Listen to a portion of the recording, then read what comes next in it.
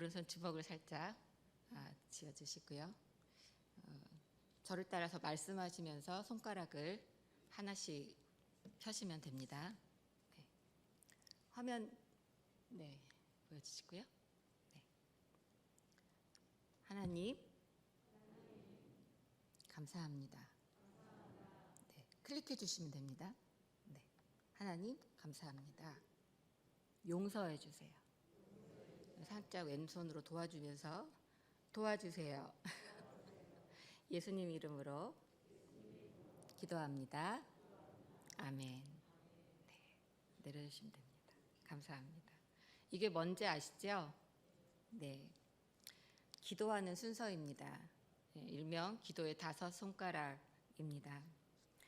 오늘 말씀은 이 기도 중에서 4번째 약지 손가락, 도움이 좀 필요한 4번째 손가락에 도와주세요 관한 말씀입니다. 저에게 있어서 기도는 매일 절대 놓쳐서는 안 되는 저의 하루의 삶의 성공과 또 실패에 결정적인 가장 큰 영향을 주는 것입니다.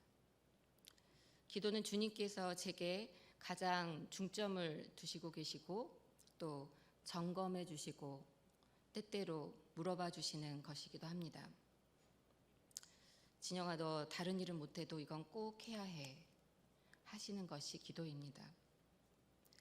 그런데 부끄러운 고백이지만 목회자니까 이 기도를 매일 잘 해내면 좋을 텐데 때론 전도사란 호칭이 창피하기도 하고 또 때론 부담스러울 정도로 기도 생활을 잘 해내지 못할 때가 있습니다.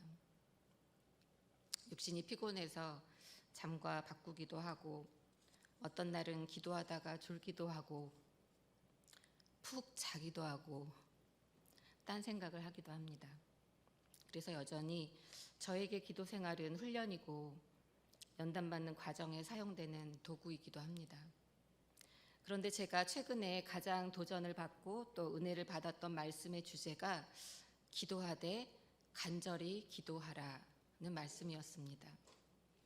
그리고 특별히 다른 사람들을 위해 간절히 기도하라 였습니다. 사실 교회학교 사역을 하다 보면 1년 중에 가장 큰 무게감을 가지고 준비하게 되는 사역이 여름 사역입니다. 미취학부서나 저학년부, 고학년부는 여름 성경학교를 하고요. 또 중등부, 고등부, 청년부는 수련회를 갔습니다. 그래서 어느 때보다 기도의 필요성을 느끼게 되고 나의 신앙의 모습 가운데 기도의 모습을 돌아보고 또 점검하게 되고 또 선생님들이나 또 아이들에게도 기도하자라고 강조하게 되는 기간이 여름의 초입, 바로 지금입니다. 그런데 기도는 이렇게 분기나 반기 혹은 연중 행사가 되어서는 안 되는 것입니다. 어떤 일을 치르기 전에 거쳐야 하는 사전 작업 같은 것이 되어서는 안 되겠죠. 기도는 일상이고 삶이어야 하고 우리의 삶 가운데 우선순위에 제일 높은 위치에 있어야 하는 것입니다. 제 폰에 카카오톡 캡처 사진을 하나 보여드리겠습니다. 네, 글이 안 보이시죠? 네, 보이셔도 안 보이신다고 해주셔야 돼요. 왜냐하면 저희 중등부 단톡방에 글인데요. 이번 달에 원래 끝나고 기도 제목 나눈 내용입니다. 미처 선생님들의 허락을 구하지 못하고 오픈한 거라서 내용은 보이지 않으실 겁니다. 제가 저희 부서 선생님들께서 저를 보실 때 특히 원래를 할 때 김전도사는 다음 달 목회 계획, 행사 진행, 재정 보고 이런 걸 굉장히 중요시하는 것처럼 보이실지도 모르겠어요. 그런데 사실 제가 제일 중요하게 원래의 시간에 여기는 부분은 기도 제목을 공유하는 것입니다. 그리고 함께 기도하는 것입니다. 그런데 아쉽게도 이곳에 온 지 2년 5개월이 지났는데 아직 그게 잘 안 됩니다. 부득이한 상황이 생기거나 시간이 너무 없거나 선생님들께서 회의 시간엔 계시다가도 또 기도 나눔 시간에는 일찍 가야 되는 상황이 발생하거나 하는 일들이 좀 발생하고, 이것이 우리의 기도 나눔의 시간들, 또 기도하는 시간들을 방해하기도 합니다. 또 어찌 보면 속 깊은 기도 제목을 나누기에 아직 우리 사이가 어색할지도 모르겠습니다. 그런데 그럴 때마다 저는 이렇게 생각합니다. 이렇게 잘 안 되는 거 보니까 정말 중요한 거구나. 다음 달에는 어떻게 하든지 풍성한 기도 시간을 가져보리라. 그런데 수련회를 위한 기도도 그렇고, 이렇게 중등부 선생님들을 위한 기도도 그렇고, 이 기도들은 처음에 말씀드린 기도의 5손가락의 단계 가운데 모두 4번째 약지 도와주세요에 들어가는 내용입니다. 하나님은 우리가 어떤 기도를 하기를 원하실까요? 오늘 세월교회 제목이기도 한데요. 우리는 기도를 할 때 하나님의 마음을 아는 기도를 해야 합니다.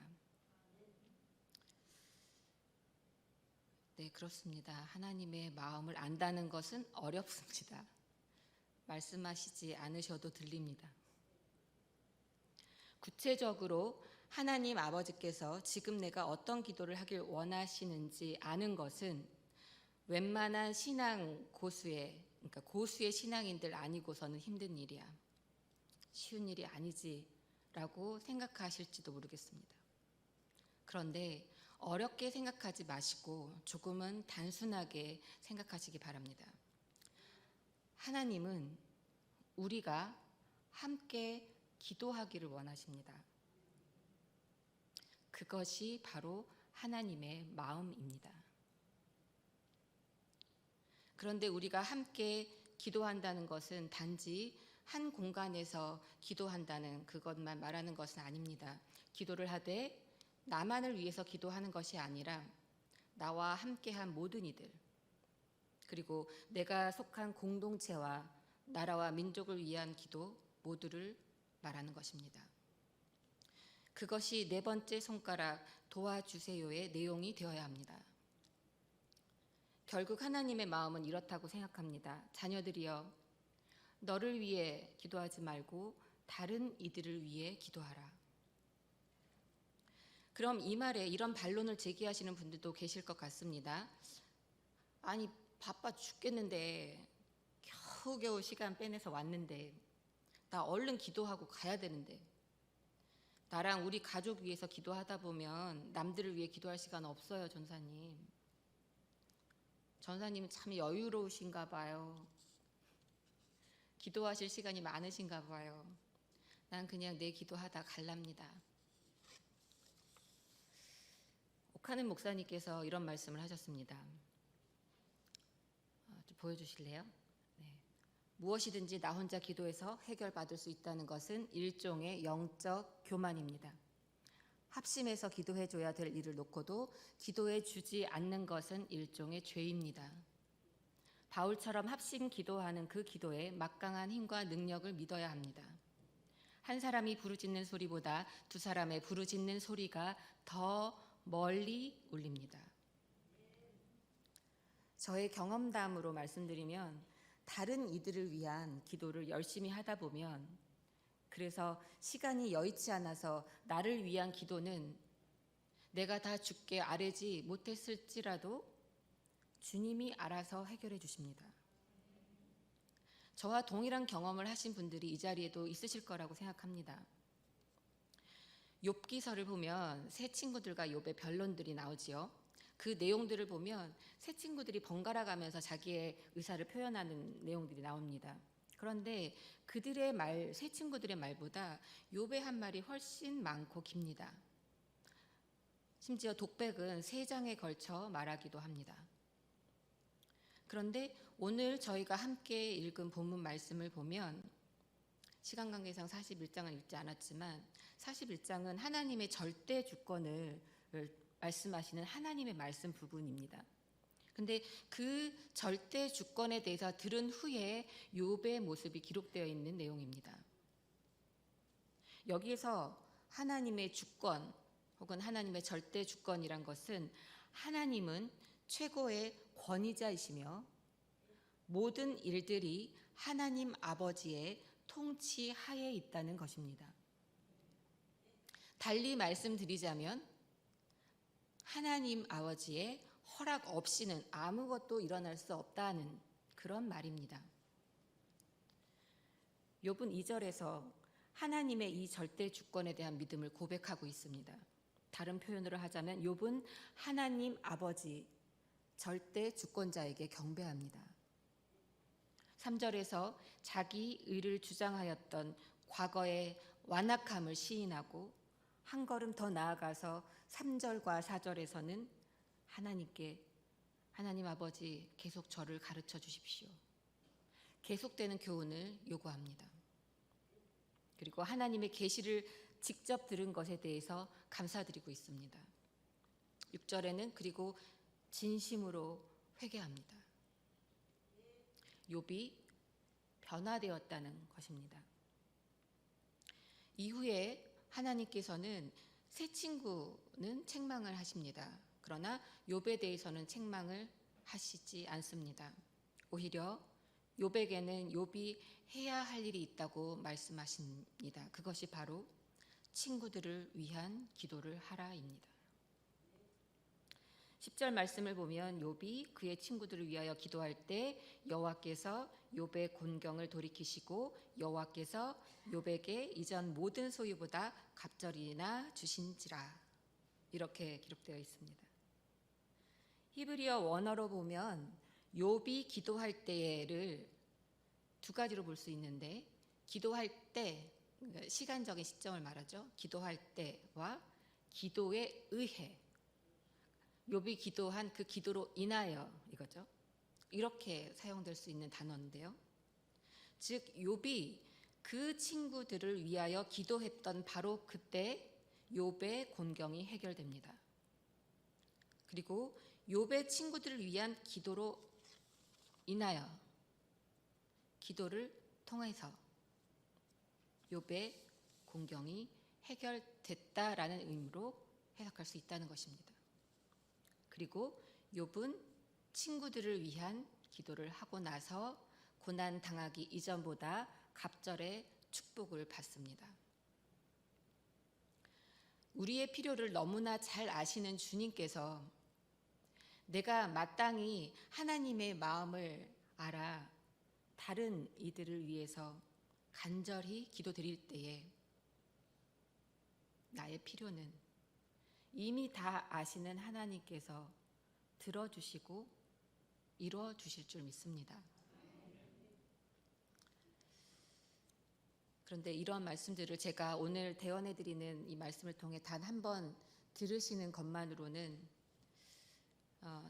평상시에 잘 되지 않던 다른 이들을 위한 기도가 쉽게 되지는 않으실 겁니다. 제가 20년 전에 신학대학원을 다닐 때 알게 된 묵상집이 있습니다. 오스왈드 챔버스 목사님의 주님은 나의 최고봉이라는 책인데요. 알게 된 이후에 꽤 여러 번 이 묵상집을 매일 묵상집 삼아서 묵상을 했습니다. 올해도 지난 사순절 기간부터 다시 묵상을 하고 있는 책인데요. 여러분께도 권하고 싶긴 한데 이 책은 챔버스 목사님께서 신학 대학원 학생들, 그러니까 예비 목회자들을 위한 강의 내용을 추린 내용이거든요. 그래서 사실은 좀 이 책이 어렵고 난해한 부분이 많은 책이기도 합니다. 여러 번 묵상한 저도 또다시 묵상을 하면 또 너무 새로운 내용으로 다가오기도 하지만 여전히 어려워서 한참을 좀 머리를 싸매는 부분도 좀 있습니다. 그래서 요즘엔 제가 그 만락교회 김병삼 목사님께서 이 책을 해석하신 컨텐츠가 있어요. 그래서 먼저 개인 묵상을 하고 또 그 가운데 좀 어려운 부분이 발생한 부분은 말씀을 좀 병행해서 듣고 있습니다. 김 목사님의 또 다른 각도 해석에 많은 도전을 받습니다. 다음부터 말씀드리는 내용에는 이 두 분 목사님, 챔버스 목사님과 또 김병삼 목사님의 말씀을 인용한 부분이 있음을 미리 좀 말씀드리겠습니다. 챔버스 목사님은 우리가 남을 위한 기도를 하지 못하는 이유에 대해서 이렇게 말씀하십니다. 좀 보여주시죠. 다른 사람들을 위한 기도는 우리가 얼마나 선한 존재인가가 아니라 다른 사람의 필요 때문에 하나님께 간구하는 것이다. 만일 우리가 여전히 하나님 나를 구원해 주세요 라고 기도한다면 기도의 핵심을 놓치고 있는 것이다. 왜냐하면 이미 구속해 주셨고 깨끗하게 하셨기 때문이다. 안타깝게도 여전히 속죄를 위해 기도하는 것은 주를 향한 모독이다. 어려우시죠? 만나교회 김병삼 목사님께서 챔버스 목사님의 이 말씀을 이렇게 풀이해 주셨습니다. 구원받고 깨끗해지는 것은 전적인 선물로 받는 것입니다. 우리의 신앙 핵심이 여기에 있습니다. 깨끗해지기 위해 자꾸 무언가 필요하다는 생각이 드는 것은 우리가 아직 교만하다는 증거입니다. 하나님과 올바른 관계를 맺는 올바른 길은 주님께서 행하신 속죄의 사건을 절대적으로 받아들이는 것입니다. 기독교인들이 종종 사용하는 부정적인 단어 중에 하나가 교만하다. 아, 쟤 참 교만해. 이거죠. 아마도 교만하다라는 말을 듣고 좋아하시는 분은 아무도 안 계실 것 같습니다. 세상에서도 교만하다는 좋지 않은 표현으로 쓰이지요. 그런데 놀랍게도 기독교 사전이 아닌 두산백과 사전에서 교만에 대해 이렇게 설명을 했더라고요.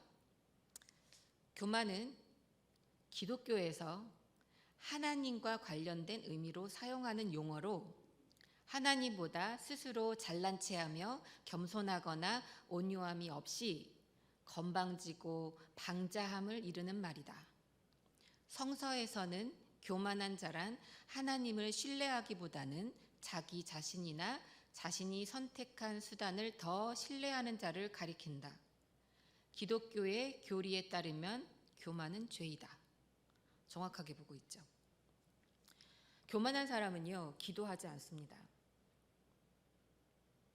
기도를 하지 않는 사람은 바쁜 사람이 아니라 교만한 사람입니다. 그리고 어쩌다 시간을 내어 기도를 하더라도 나를 위한 기도를 하지만 다른 사람들을 위한 기도는 잘 하지 않습니다. 교만한 사람은 기껏해야 가족을 위한 기도만 할 뿐입니다. 다른 의미로 남을 위한 기도를 하시는 분들은 적어도 교만하다라는 단어와는 거리가 먼 분들이십니다. 오늘의 본문의 내용이기도 한 욥이 그의 친구들을 위하여 기도할 때라는 이 말씀을 챔버스 목사님은 이렇게 말씀하십니다. 다른 사람들을 위한 기도는 우리의 환경이 완벽하게 조성되었거나 충분한 자격이 있어서 하는 기도가 아님을 명심해야 한다. 받은 은혜로 말미암아 친구들을 위해 기도하는 것이다. 그때 하나님께서 우리의 곤경을 돌이키신다. 우리를 깊은 영적 세계로 인도하신다. 남을 위한 기도를 통해 우리는 그리스도와 깊은 영적 관계로 들어간다.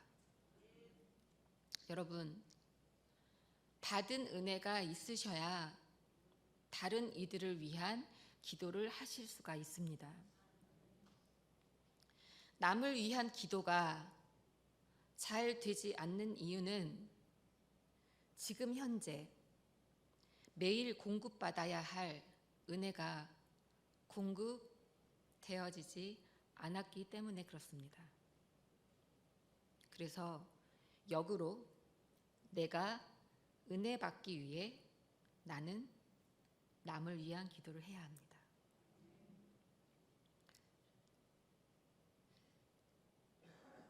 하나님의 마음을 아는 기도는 남을 위해 하는 기도입니다. 남을 위한 기도를 하기 위해서 다시 한번 말씀드립니다. 첫 번째로 나는 구원받은 사람, 나는 죄 속함을 받은 사람이라는 분명한 확신과 그로 인한 은혜가 있어야 합니다. 두 번째는 매일 주님을 경배하는 은혜가 있어야 합니다. 주님만을 온전히 바라보는 교만이 아닌 겸손의 모습, 그분의 주권을 인정하는 진정한 믿음의 은혜가 있는 분이 주님을 매일 경배하는 분이십니다. 이 은혜가 채워져야 하나님의 마음을 아는 기도가 우리의 입술을 통해 나가는 것입니다. 그리고 그 기도가 하나님께 상달되는 것입니다. 이 시간에 여러분들께서 기도해 주셔야 할 여러분의 기도가 필요한 사람들을 한번 잠깐 떠올려 보셨으면 좋겠습니다. 사랑하는 가족, 그리고 내 친구들, 그리고 직장에서 나와 친한 짝꿍 같은 내 직원들, 멀리 떨어져 사는 보고 싶은 나의 친척들만 생각나십니까? 혹시 그 사람은 생각나지 않습니까? 지금 현재 나를 힘들게 하는 그 사람, 나를 이유 없이 미워하고 음해하는 그 사람, 언제나 나의 인생길에 걸림돌이 되는 바로 그 사람.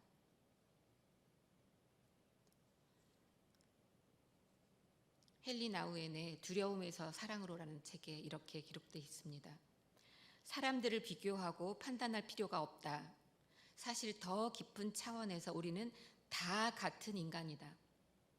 하나님의 무조건적인 사랑이 있고 우리 자신이 그 사랑을 받는 존재이기에 우리는 그 하나님의 사랑을 생각할 때 마음이 한없이 넓어지는 것을 경험할 수 있다. 누군가의 죄가 눈에 들어오고 저주하고 비판하든지 아니면 그 영혼을 위해 기도하는지는 주의와 위선 사이에서 줄타기를 하는 것과 같다.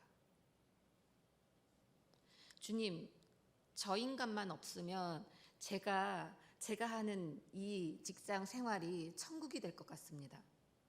주님, 저 사람, 나를 이유 없이 미워하고 음해하는 저 사람, 저 인간 해결해 주세요. 내 눈앞에서 사라지게 해주세요.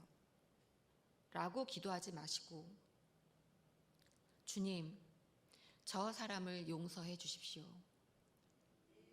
주님, 저 사람을 축복해 주십시오. 주님, 내가 저 사람의 나를 향한 미움을 뛰어넘어서 그를 품을 수 있는 넓은 가슴을 주십시오. 이렇게 힘들지만 기도해 보십시오. 억지로라도 소리내어서 저주가 아닌 조주가 아닌 축복을 그를 위해 선포해 보십시오. 그 사람으로 인해 얽매인 나의 삶이 풀리고 그 사람을 인해 받았던 나의 고통이 사라지는 축복은 그 기도 이후에 올 것입니다. 그리고 바로 그 기도가